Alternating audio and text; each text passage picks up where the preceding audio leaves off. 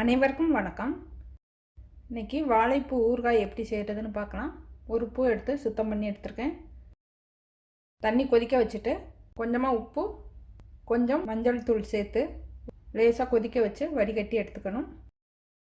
லேசாக கொதித்தாலே போதும். இப்போ வடிகட்டின பூவை இந்த மாதிரி ஒரு துணியில் கொட்டிட்டு கலக்க நிழல் காய்ச்சலில் ஒரு நாள் காய வச்சு எடுத்துக்கலாம். இந்த மாதிரி வரும்.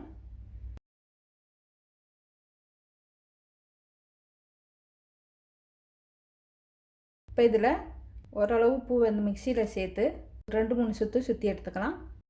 இந்த பூவை முழுசாகவே எடுத்துக்கலாம்.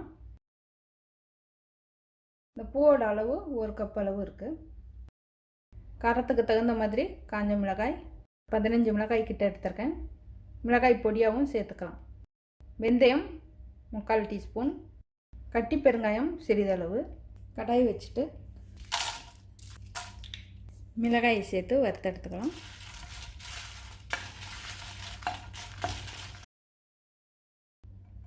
ஒரு 2 சொட்டு நல்லெண்ணெய் சேர்த்துக்கலாம்.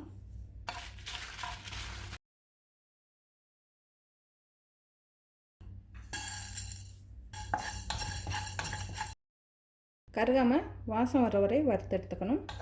ரொம்ப கருக விட்டோம்னா கசக்கும். இந்த பதத்தில் எடுத்துக்கிறேன். ஒரு 2 சொட்டு எண்ணெய் சேர்த்துட்டு கட்டி பெருங்காயத்தை இதில் சேர்த்து பொரித்து எடுத்துக்கலாம்.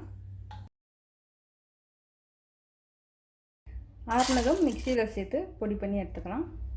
உப்பு முனிக்கிட்டு தனியாகவும் சேர்த்துக்கலாம். நான் இதிலே சேர்த்து அரைச்சி எடுத்துக்கிறேன்.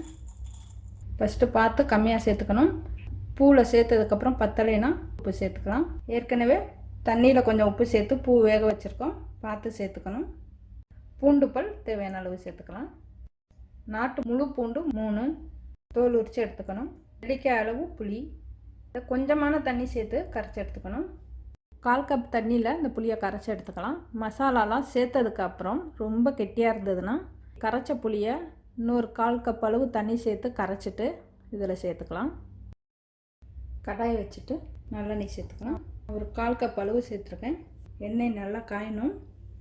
காஞ்சதும் 1/2 டீஸ்பூன் அளவு கடுகு. கடுகு நல்லா வெடிக்கணும். கடுகு பொரிஞ்சதும் பூண்டு சேர்த்துடலாம்.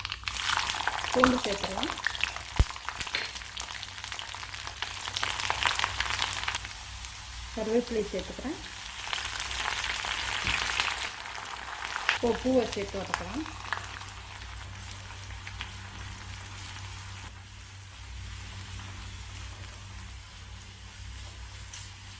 பூவை சேர்த்து லேசாக வதக்கிட்டு ஒரு 1/4 டீஸ்பூன் அளவு மஞ்சள் தூள்,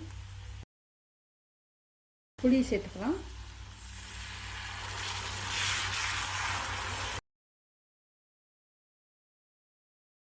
புளி சேர்த்து ஒரு கொதி கொதித்ததும் பொடி சேர்த்துக்கலாம்.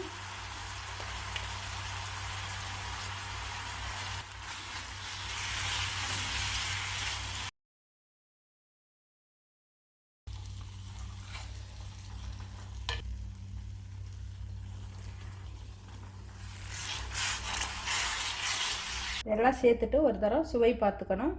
இந்த நேரத்தில் உப்பு புளி எது பத்தலைனாலும் அதை சேர்த்துக்கலாம். எண்ணெய் பிரிஞ்சு வர வரைக்கும் மிதமான தீயில் வேக விடலாம். இது எண்ணெயெல்லாம் பிரிஞ்சு வந்துடுச்சு, அடுப்பு ஆஃப் பண்ணிடலாம். இப்போது வாழைப்பூ ஊறுகாய் ரெடி ஆயிடுச்சு. இது சாதத்துக்கு தொட்டுக்க சுவையாக இருக்கும். இட்லி தோசைக்கும் தொட்டுக்கலாம். நல்லா ஆறுனதும் பீங்கான் பாத்திரத்தில் எடுத்து வச்சுக்கலாம். நன்றி, வணக்கம்.